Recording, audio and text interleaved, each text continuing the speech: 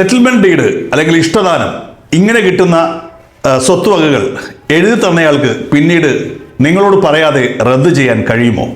ഇതാണ് ഇന്നത്തെ ചോദ്യം. എന്ന് വെച്ചാൽ നിങ്ങളോട് സ്നേഹമായിരിക്കെ നിങ്ങളുടെ അച്ഛനോ അമ്മയോ അല്ലെങ്കിൽ ഭാര്യയോ ഭർത്താവോ മക്കളോ നിങ്ങൾക്ക് നിങ്ങളോടുള്ള ഇഷ്ടത്തിൻ്റെ ഫലമായിട്ട്, അഫക്ഷൻ്റെ ഫലമായിട്ട് അവർ നിങ്ങൾക്ക് അവരുടെ സ്വത്തിൻ്റെ ഒരു ഭാഗം സെറ്റിൽമെൻറ്റ് ഡീഡായിട്ട് അഥവാ ധനനിശ്ചയ ആധാരമായിട്ട് അല്ലെങ്കിൽ ഇഷ്ടദാനമായിട്ട് എഴുതി തരുന്നു. പിന്നീട് നിങ്ങൾ പോലും അറിയാതെ അത് രജിസ്ട്രാർ ഓഫീസിൽ പോയി അത് ഏകപക്ഷീയമായിട്ട് റദ്ദ് ചെയ്യുന്നു. ഇങ്ങനെ പറ്റുമോ എന്നുള്ളതാണ് ചോദ്യം. ഇന്ന് നമ്മൾ ചർച്ച ചെയ്യാൻ പോകുന്നത് ഇത്തരത്തിലുള്ള ആധാരങ്ങളുടെ റദ്ദാക്കലിനെ കുറിച്ച്, റിവോക്കേഷനെ കുറിച്ചിട്ടാണ്. എല്ലാവർക്കും സ്വാഗതം. Out of court legal counselling സെന്ററിന്റെ നിയമപരമായിട്ടുള്ള മനോഹരമായിട്ടുള്ള ഒരു എപ്പിസോഡിലേക്ക്. ഞാൻ advocate Joy John Antony. Out of Court, the Legal Counseling Center, Cochin. Legal awareness make you more power. ഇത്തരമൊരു വീഡിയോ ചെയ്യുവാൻ കാരണം കൊല്ലത്ത് നിന്ന് ഒരാൾ വിളിച്ചതാണ്. ഭർത്താവ് ഭാര്യയ്ക്ക് അദ്ദേഹത്തിന് നല്ല സ്നേഹമുണ്ടായിരിക്കെ തൻ്റെ സ്വത്തിൻ്റെ പകുതി ഭാര്യയ്ക്ക് എഴുതി കൊടുത്തു, ഒരു സെറ്റിൽമെൻറ്റ് ഡീഡായിട്ട്, ധനനിശ്ചയ ആധാരമായിട്ട്. അതായത് നമ്മുടെ ഇഷ്ടവും നമ്മുടെ സ്നേഹവും ഒക്കെ പ്രതിഫലമാക്കിക്കൊണ്ട് തൻ്റെ സ്വത്ത് അടുത്ത ആൾക്ക്, ബന്ധുക്കൾക്ക് എഴുതി കൊടുക്കുന്നതാണ് ഈ ധനനിശ്ചയ ആധാരം അഥവാ സെറ്റിൽമെൻറ്റ് ഡീഡ് എന്നറിയപ്പെടുന്നത്. ഇഷ്ടദാനവും അതൊക്കെ തന്നെയാണ്. കുറച്ചു കാലം കഴിഞ്ഞപ്പോൾ ഭാര്യയും ഭർത്താവും തമ്മിൽ പ്രശ്നമായി. ഭർത്താവ് ഭാര്യ അറിയാതെ നേരെ പോയിട്ട് രജിസ്ട്രാർ ഓഫീസിൽ പോയി ഈ നേരത്തെ ഉണ്ടാക്കി വെച്ച ആ ഒരു ധനനിശ്ചയ ആധാരം റദ്ദ് ചെയ്തു, റിവോക്ക് ചെയ്തു. ഭാര്യ ഇതൊന്നും അറിഞ്ഞിട്ടില്ല. ഭാര്യ ഇത് പോക്കുവരവ് ചെയ്യാനായിട്ട് വില്ലേജ് ഓഫീസ് ചെയ്തപ്പോൾ അറിയുന്നത് നേരത്തെ ചെയ്യുന്ന ധനനിശ്ചയ ആധാരം റിവോക്ക്ഡാണ്, റദ്ദാക്കപ്പെട്ടിരിക്കുന്നു. അവരാകെ തകർന്നുപോയി, അവരറിഞ്ഞിട്ടില്ല. അങ്ങനെ ചെയ്യാൻ പറ്റുമോ എന്നുള്ളതാണ് അവരുടെ ചോദ്യം. പ്രധാനമായും നിങ്ങൾ അറിഞ്ഞിരിക്കേണ്ട ഒരു കാര്യം, under section 126 of the transfer of property act, A gift or settlement can be revoked only under 2 conditions.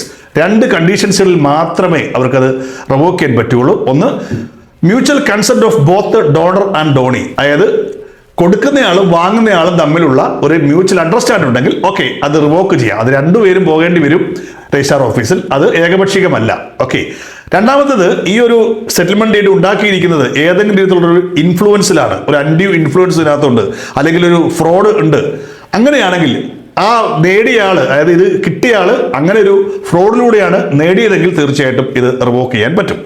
തീർച്ചയായിട്ടും ഈ ഒരു കാര്യവുമായി ബന്ധപ്പെട്ട് തന്നെ ഒരു സെയിൽ ഡീഡ് വരെ, അതായത് വിലയാധാരം വരെ റദ്ദാക്കിയ ഒരു കേസും ഇതിൻ്റെ കൂടെ പറയേണ്ടി വരും. ഈ കേസ് നടന്നിരിക്കുന്നത് ആലപ്പുഴയിലാണ്. ശ്രീദേവി വേഴ്സസ് കെ ജയകുമാർ എന്നൊരു കേസാണിത്. ഇതിൻ്റെ ഒരു ഗ്രൗണ്ട് ഞാൻ പറയാം. അച്ഛൻ മകൾക്ക്, ജയകുമാരിക്കാണ്, കുറച്ച് സ്വത്ത് സെറ്റിൽമെന്റ് ഡീഡായിട്ട് കൊടുക്കുകയാണ്. മകൾക്ക് കൊടുത്തു. കുറച്ചാൾ കഴിഞ്ഞിട്ട് അച്ഛന് തോന്നുകയാണ് മകൾക്കത് വേണ്ട, അത് മകന് കൊടുക്കാം. മകൻ്റെ എന്തോ ഒരു അൺഡ്യൂ ഇൻഫ്ലുവൻസ് ഇതിനകത്തുണ്ട് കേട്ടോ. എന്തായാലും മകളറിയാതെ അച്ഛൻ പോയി ഈ സെറ്റിൽമെന്റ് ഡീഡ് അങ്ങോട്ട് രജിസ്റ്റർ ഓഫീസിൽ പോയി ക്യാൻസൽ ചെയ്തു. അതേ ദിവസം തന്നെ മകൻ്റെ അതിബുദ്ധിയാണ്, മകന് ഇതേ സ്വത്ത് വിലയാധാരമായിട്ട്, അതായത് പണം മേടിച്ചുകൊണ്ട് കൊടുക്കുന്ന രീതിയിൽ ഒരു ഡീഡ് സൃഷ്ടിച്ചു. അത് പോക്കുവരവിനായിട്ട് പോവുകയും ചെയ്തു. ഇവിടെയാണ് പ്രശ്നങ്ങളുടെ തുടക്കം. അതായത് മകൾ അറിഞ്ഞിട്ടില്ല, മകൾക്ക് കൊടുത്ത സ്വത്ത് അച്ഛൻ അവൾ അറിയാതെ തൻ്റെ സഹോദരന് കൊടുത്തിരിക്കുകയാണ്. അതും വിലയാധാരമായിട്ട്. അത് മകൻ്റെ ബുദ്ധിയാണ്.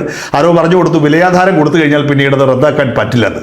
പക്ഷേ അവിടെയാണ് കോടതികളുടെ ഇടപെടൽ. ഇത് വലിയ പ്രശ്നമായി കോടതിയിലേക്ക് എത്തി. ആദ്യം മുൻസിഫ് കോടതിയിലേക്ക് ഈ കേസ് എത്തുകയും മുൻസിഫ് കോടതി അച്ഛൻ റദ്ദ് ചെയ്തതിന് കൂടെ തന്നെ നിന്നു. അത് കുഴപ്പമില്ല, അച്ഛൻ റദ്ദ് ചെയ്യാനുള്ള അവകാശമുണ്ടെന്നുള്ള ഒരു സങ്കല്പത്തിലേക്ക് എത്തുകയും അച്ഛന് അനുകൂലമായിട്ട് വിധി വന്നു. പിന്നീട് അത് അപ്പീൽ പോയി ജില്ലാ കോടതിയിലെത്തി. അവിടെ നിന്നും അച്ഛന് അനുകൂലമായിട്ട് തന്നെയാണ് വിധി വന്നത്. അതായത് റദ്ദ് ചെയ്യാം എന്ന രീതിയിൽ തന്നെയാണ് വിധി വന്നത്. പക്ഷേ മകൾ വെറുതെ ഇരുന്നില്ല. മകൾ നേരെ ഹൈക്കോടതിയിലേക്ക് എത്തി. അങ്ങനെ 2022 ഹൈക്കോടതി ഇതുമായി ബന്ധപ്പെട്ട ഒരു സുപ്രധാന വിധി പാസാക്കി.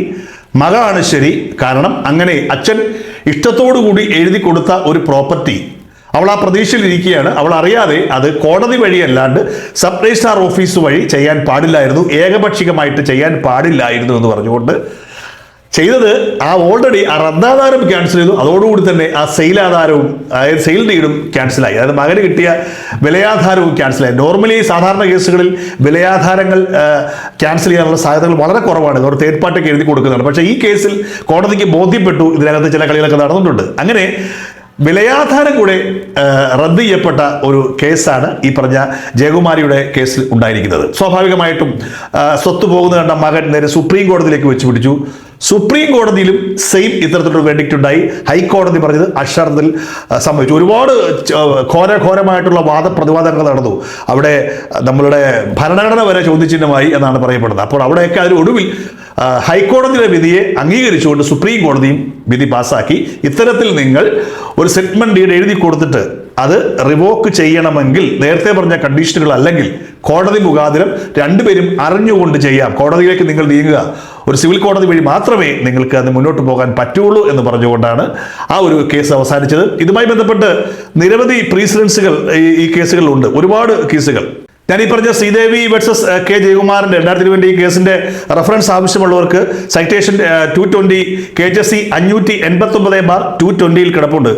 KLT 369 അതിനകത്ത് കിടപ്പുണ്ട് ഈ കേസിന്റെ പൂർണ്ണമായ വിവരങ്ങൾ. അപ്പൊ ഇത് മാത്രമല്ല, ഇനിയിപ്പോൾ നമുക്ക് ഇതിന്റെ ഒരു പ്രീസിഡന്റായിട്ട് പറയാൻ മറ്റു ചില കേസുകൾ കൂടെ ഞാൻ നിങ്ങൾക്ക് പറഞ്ഞുതരാം. സുപ്രീം കോടതി 2004 ഇതുമായി ബന്ധപ്പെട്ട മറ്റൊരു വിധി കൂടെ പാസ്സാക്കിയിട്ടുണ്ടായിരുന്നു.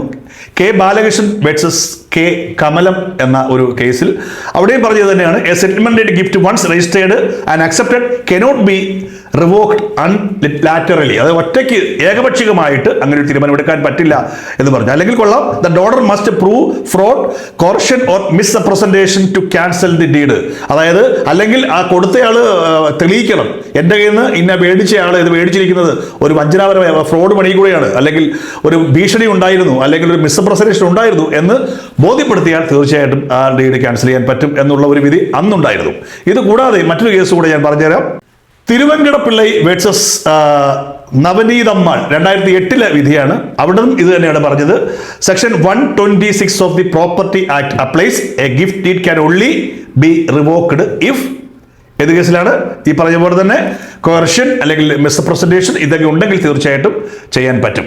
പിന്നെ ചില ആൾക്കാരെങ്കിലും ഈ ഒരു സെറ്റിൽമെന്റ് ഡീഡ് എഴുതുമ്പോൾ അതിനകത്തൊരു കണ്ടീഷൻ വെച്ചിരിക്കും, ഇന്ന കാരണങ്ങൾ കൊണ്ട് അങ്ങനെ കാണിച്ചു കഴിഞ്ഞാൽ ഇതെനിക്ക് റദ്ദ് ചെയ്യാനുള്ള അധികാരമുണ്ടെന്ന് എഴുതി കഴിഞ്ഞാൽ തീർച്ചയായിട്ടും അത് ഈ മകൾക്കും അറിയാം, അല്ലെങ്കിൽ മേടിച്ച ആൾക്കും അറിയാം ഇത്തരത്തിലുള്ള ഒരു കണ്ടീഷൻ അതിനകത്തുണ്ട്. അപ്പോൾ സ്വാഭാവികമായിട്ട് നിങ്ങൾ കോടതിയിൽ പോയി കഴിഞ്ഞാൽ നിങ്ങൾ കുറച്ചുകൂടി എളുപ്പമാണ് ഡോണർക്ക് അത് ക്യാൻസൽ ചെയ്യുവാൻ. കാരണം ഒരു കണ്ടീഷൻ നിങ്ങൾ നേരത്തെ വെച്ചിട്ടുണ്ട്. ഇങ്ങനെ യാതൊരു കണ്ടീഷനും ഇല്ലാതെ മകൾക്കോ ഭാര്യയ്ക്കോ ഭർത്താവിനോ ഒക്കെ എഴുതി കൊടുത്തിട്ട് ഇത്തരത്തിൽ ഉള്ള ഒരു അഭ്യാസത്തിൽ നിന്ന് കഴിഞ്ഞാൽ തീർച്ചയായിട്ടും കോടതി നിങ്ങളോട് നിൽക്കില്ല.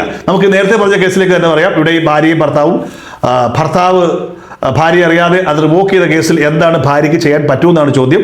അതിനുള്ള ഉത്തരം പറഞ്ഞുതരാം. ഇത്തരത്തിൽ നിങ്ങളുടെ അച്ഛനോ അമ്മയോ ഭാര്യയോ ഭർത്താവോ നിങ്ങൾക്കൊരു ധനനിശ്ചയം ആധാരം നൽകിയ ശേഷം, നിങ്ങൾക്ക് എഴുതി തന്ന ശേഷം അത് നിങ്ങളറിയാതെ റദ്ദ് ചെയ്യപ്പെട്ട് കഴിഞ്ഞാൽ നിങ്ങൾ ചെയ്യേണ്ടത് file a suit for declaration under section 34 of specific relief act. ഈ ആക്ട് പ്രകാരം നിങ്ങൾക്ക് കോടതിയെ സമീപിക്കാവുന്നതാണ്. ആ ഒരു ക്യാൻസലേഷൻ, ആ ഒരു ഡീഡ് ക്യാൻസൽ ചെയ്തുകൊണ്ട് അത് നൾ ആൻഡ് വോയിഡ് ആണെന്ന് പ്രഖ്യാപിക്കുവാൻ നിങ്ങൾക്ക് തീർച്ചയായിട്ടും കോടതിയെ സമീപിക്കാവുന്നതാണ്. ഒപ്പം തന്നെ സീക്ക് ആൻ ഇഞ്ചക്ഷൻ, ഒരു ഇഞ്ചക്ഷൻ നമുക്ക് നേടാം under order 39 rule 1 and 2 CPC criminal procedure കോഡിന്റെ 1, 2 ഇത് വെച്ചുകൊണ്ട് നമുക്ക് ആ ഒരു അതിന്റെ ഫർദർ മൂവ്മെന്റ്സുകൾ നിർത്തി വെക്കുവാനായിട്ട് ഒരു ഇഞ്ചക്ഷൻ നേടാവുന്നതാണ്. ഒപ്പം തന്നെ കംപ്ലൈന്റ് റവന്യൂ അതോറിറ്റീസ് ദ വില്ലേജിൽ ഓൾറെഡി ഇതൊക്കെ വില്ലേജ് ചെന്ന് കഴിഞ്ഞാൽ പിന്നീട് അതിന്റെ പോക്കുവരവും നടക്കില്ല. അപ്പം നമ്മൾ റവന്യൂ അതോറിറ്റീസിനെയൊക്കെ അറിയിക്കണം ഇത്തരത്തിലുള്ള പ്രശ്നം കിടപ്പുണ്ട്. സ്വാഭാവികമായിട്ടും അതിന്റെ എൻകംപ്ലൻസിനെയൊക്കെ അത് ബാധിക്കും. അതുകൊണ്ട് തന്നെ കാര്യങ്ങൾ മുന്നോട്ട് പോകാൻ പറ്റില്ല. അപ്പോൾ ഈ നേരത്തെ പറഞ്ഞ കേസിന്റെ അടിസ്ഥാനത്തിൽ പറഞ്ഞു കഴിഞ്ഞാൽ അങ്ങനെ ഭർത്താവ് ഭാര്യയ്ക്ക് കൊടുത്ത ആ ഒരു സെറ്റിൽമെന്റ് ഡീഡ് അവൾ അറിയാതെ ഏകപക്ഷീയമായിട്ടൊന്നും ചെയ്യാൻ പറ്റില്ല. തീർച്ചയായിട്ടും നിങ്ങൾക്ക് കോടതിയിലേക്ക് പോകാവുന്നതാണ്. Out of court, the Legal Counseling Center Cochin. Legal awareness make you more power.